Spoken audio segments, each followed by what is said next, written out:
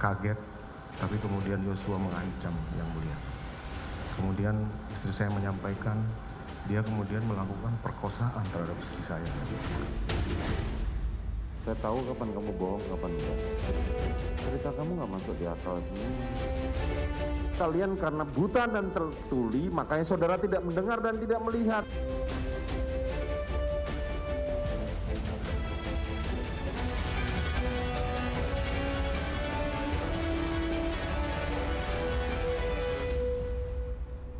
Kembali di Angus Pagi pemirsa, hadir sebagai saksi dalam sidang kasus obstruction of justice, Verdi Sambo mengakui gelap mata saat menghabisi Brigadir Yosua. Sambo emosi setelah mendengar cerita dari istrinya bahwa apa yang dilakukan Yosua lebih sadis dari pelecehan. Saudara mengetahui adanya pelecehan itu dari siapa? Saya mengetahui itu bukan pelecehan. Waktu saya bertemu dengan istri saya di Saguling. Bahkan lebih sadis dari pelecehan. Istri saya sudah diperkosa, kemudian sudah dianiaya dan diancam. Itulah yang membuat saya emosi, kemudian saya lupa untuk harus melakukan ini yang mulia. Ya, katakanlah seandainya atau sekiranya peristiwa itu benar. Saudara katakan adanya pelecehan bahkan perkosaan. Ya. Saudara selaku Kadif Propam, selaku polisinya polisi, apa tidak berpikir panjang? Katakanlah misalnya dengan saudara melaporkan perbuatan yang dilakukan oleh Joshua tersebut. Kenapa saudara melakukan tindakan yang tidak semestinya saudara lakukan sebagai seorang penegak hukum, ya. Tapi ini saudara sebagai Kadif Propam. Ya, itulah salah saya yang mulia, karena pada saat saya konfirmasi mendengarkan keterangan istri saya di Saguling itu, istri saya tidak ingin ini ribut-ribut dan diketahui orang lain karena ini menjadi aib keluarga. Sehingga saya minta untuk ya sudah, nanti saya akan konfirmasi nanti malam dengan Yosua. Itu yang mendasari saya. Tapi kemudian pada saat saya melintas di Duren 3, saya melihat Yosua di depan pagar rumah Duren 3. Saya kemudian mengingat kembali peristiwa itu. Akhirnya saya kemudian memutuskan untuk mengkonfirmasi siang itu kepada Yosua. Ya, sementara itu pemirsa, Putri Chandrawati sempat menangis saat bersaksi tentang pelecehan yang dialaminya dalam sidang pembunuhan Brigadir Yosua. Sementara itu Barada Eliezer membantah sejumlah kesaksian Putri Chandrawati. Bahkan dengan tegas Eliezer menyatakan Putri berbohong di pengadilan.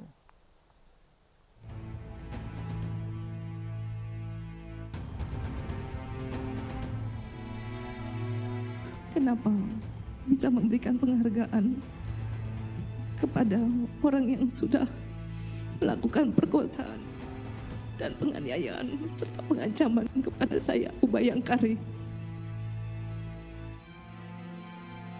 Seandainya CCTV lantai 2 dan lantai 3 rumah Saguling serta jalan Bangka itu ada, mungkin semua akan lebih terang dan ibu mungkin tidak akan berani berbohong di depan pengadilan. Sejumlah drama tersaji dalam persidangan yang menghadirkan Putri Chandrawati sebagai saksi dalam sidang kasus pembunuhan Brigadir Yosua.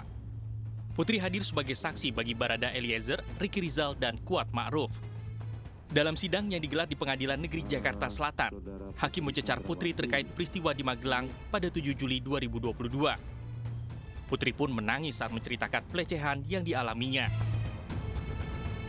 Kalau seandainya dia seperti yang saudara sampaikan tadi melakukan pelecehan seksual saudara, tentunya dia tidak akan mendapatkan hal itu. Itu yang pertama. Yang kedua, apa yang saudara sampaikan pada saat pelecehan mengenai dalih pelecehan tadi, sampai hari ini pada akhirnya Mabes Polri membatalkan SPDP mengenai hal itu. Mohon maaf Yang Mulia, mohon izin. Yang terjadi adalah memang Yosua melakukan kekerasan seksual, pengancaman, dan juga penganiayaan dengan membanting saya 3 kali ke bawah. Itu yang memang benar-benar terjadi. Tidak hanya itu, Putri juga mengakui tidak mengetahui rencana pembunuhan Yosua. Bahkan ia berdalih saat kejadian berada di kamar dengan pintu tertutup. Pernyataan ini bertolak belakang dengan kesaksian Barada Eliezer. Ibu PC tadi bilang tidak tahu pada saat saya mengobrol dengan Bapak Efes di lantai 3. Padahal kenyataannya Bapak Efes dan saya ngobrol, dan pada saat Bapak Efes menjelaskan tentang skenario serta menyuruh saya untuk menembak Joshua dan membunuh Joshua pada waktu itu, Ibu PC itu ada di situ. Juga pada saat saya mengisi peluru, menambah amunisi, Ibu PC juga ada di situ, yang mulia. Makanya kalau seandainya CCTV lantai 2 dan lantai 3 rumah Saguling serta Jalan Bangka itu ada, mungkin semua akan lebih terang dan ibu mungkin tidak akan berani berbohong di depan pengadilan. Dalam sidang, jaksa penuntut umum juga membeberkan hasil tes poligraf Putri soal hubungannya dengan Brigadir Yosua. Saat ditanya apakah Putri berselingkuh dengan Yosua, hasil poligraf menunjukkan indikasi Putri berbohong. Apakah Anda berselingkuh dengan Joshua? Apakah Anda berselingkuh dengan Joshua di Magelang? Dan apakah Anda berselingkuh dengan Joshua selama di Magelang? Pada saat itu Anda menjawab apa? Tidak. Tidak. Anda tahu hasil jawabannya? Tidak. Tidak tahu juga. Tidak ada yang memberitahu kepada saudara. Tidak. Di sini Anda diindikasi berbohong. Bagaimana dengan ini? Saya tidak tahu. Selain itu, dalam sidang kali ini, Putri Chandrawati juga membantah ada perempuan menangis keluar dari rumah di Jalan Bangka pada bulan Juni 2022.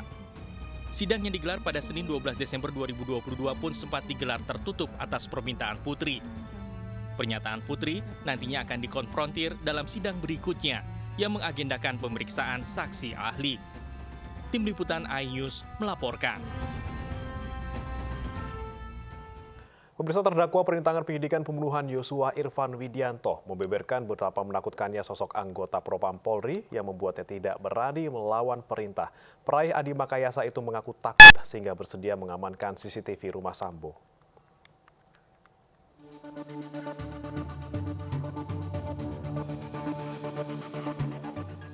Salah satu terdakwa perintangan penyidikan pembunuhan Yosua, Irfan Widianto, membeberkan betapa menakutkannya sejumlah sosok polisi di divisi Propam Polri.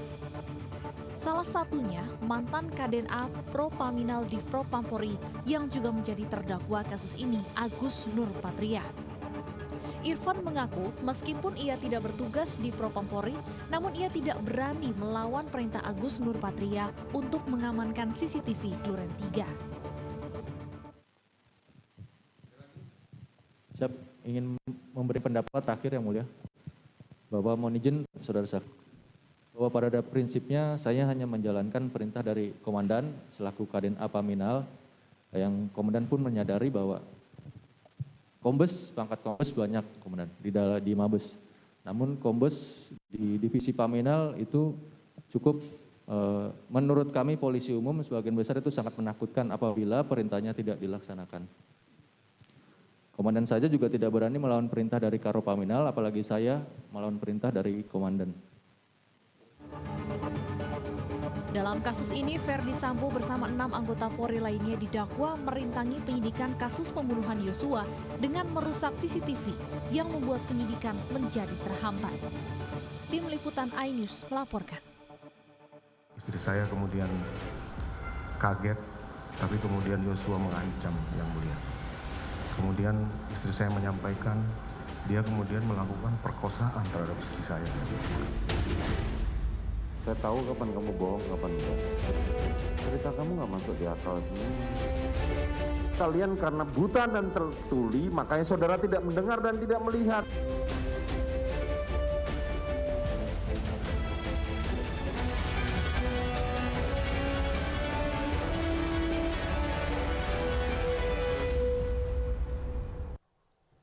Ya, kita beralih ke informasi lainnya. Pemirsa, seorang bocah perempuan berusia 6 tahun di Kemayoran, Jakarta Pusat diculik seorang pria manusia gerobak. Detik-detik penculikan terekam kamera pengawas salah satu rumah warga.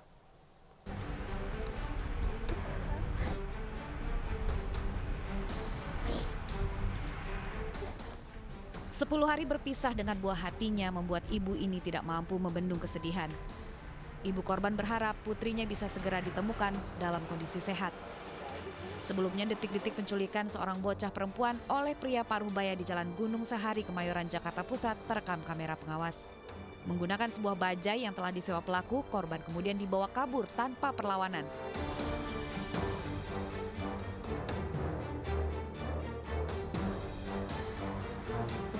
Penculikan terjadi pada 7 Desember lalu. Korban dan pelaku saling kenal sehingga membuat korban tidak melawan saat diajak. Pelaku bernama Yudi, usia 38 tahun dan bekerja sebagai manusia gerobak. Sudah 10 hari saya nggak melihat anak saya, Pak. Rasa kangen saya, kecamuk saya, campur aduk. Saya kepingin anak saya pulang. Walaupun apapun saya tetap mencari.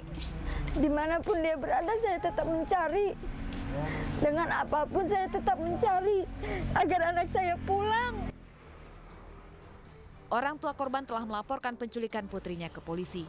Hingga kini keberadaan penculik masih dicari. Dari Jakarta, Rani Sanjaya, iNews melaporkan. Polisi telah mengantongi identitas para pelaku perampokan di rumah dinas Wali Kota Blitar dan dari sampel sidik jari yang diteliti, pelaku diketahui berjumlah 5 orang. Pelaku perampokan rumah dinas Wali Kota Blitar berhasil diidentifikasi. Pelaku diketahui berjumlah 5 orang. Identitas pelaku didapatkan melalui uji laboratorium forensik terhadap sidik jari yang ditemukan di rumah dinas Wali Kota. Polisi dari Polres Blitar dibantu Bareskrim Polri kini tengah melakukan pengejaran terhadap kelima pelaku. Polisi juga tengah menganalisa keterangan para saksi dan mencari mobil yang digunakan pelaku saat beraksi. Jadi sampai dengan hari ini sudah ada 40 orang saksi yang kita periksa. Kita masih mendalami berbagai kemungkinan tentunya dari hasil analisa keterangan saksi dan tentunya juga kami juga fokus masih mencari keberadaan lokasi kendaraan yang diduga menjadi sarana yang digunakan oleh para pelaku. Sementara itu sebuah video rekaman CCTV viral di media sosial berisi detik-detik mobil perampok tiba di rumah dinas Wali Kota Blitar. Para rampok ini terlihat begitu leluasa memasuki area rumah dinas Wali Kota Blitar, Santoso. Diduga seorang yang membukakan gerbang adalah bagian dari kawanan perampok yang sudah lebih dulu masuk ke area rumah dinas. Sebelumnya perampokan disertai penyekapan terjadi di rumah dinas Wali Kota Blitar Senin 12 Desember 2022. Para pelaku membawa kabur uang tunai senilai 400 juta rupiah dan perhiasan milik Wali Kota Blitar dan istri. Dari Blitar, Jawa Timur, Robi Ridwan, iNews melaporkan. Pemirsa, jenazah seorang wanita yang sudah dikubur 10 hari di Desa Sionggang Tengah, Toba, Sumatera Utara terpaksa dibongkar dan dimakamkan kembali di dalam rumah. Pemindahan jenazah ini dipicu oleh konflik keluarga.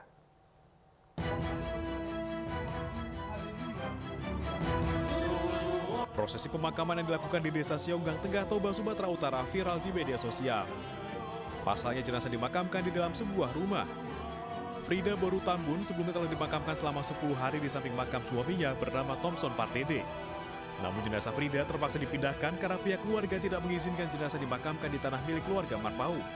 Ini atas kesepakatan keluarga, biar lebih enak, nyaman, nggak ada yang ini. Ya datanglah keluarga, ya udah di rumah aja, biar nggak ada ribut-ribut. Itu aja nih itu. Akhirnya jenazah Frida beserta tulang belulang suaminya dimakamkan di dalam rumah mereka sendiri. Keluarga Manurung dan keluarga Pardede diketahui memang memiliki masalah. Keputusan memakamkan jenazah di dalam rumah juga didasari pesan dari mendiang. Dari Toba, Sumatera Utara, Aris Fernando Manalu, iNews melaporkan. Jelang Natal dan Tahun Baru, BNNP Daerah Istimewa Yogyakarta menggelar razia narkoba di sejumlah tempat hiburan malam. iNews Pagi akan segera kembali usai jeda berikut.